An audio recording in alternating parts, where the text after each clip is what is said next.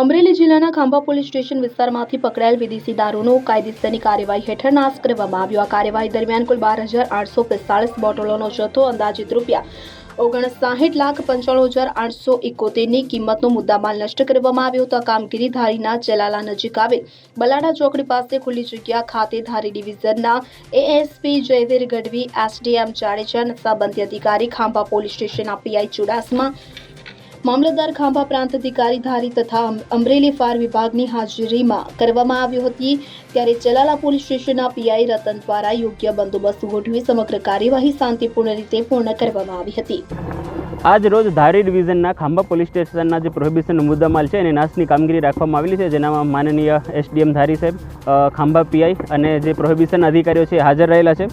આજ રોજ કુલ જે નાશપાત્ર બોટલો છે એ 17 ગુનાની 12,845 છે, જેની કુલ મુદ્દામાલની કિંમત 59,95,371 છે।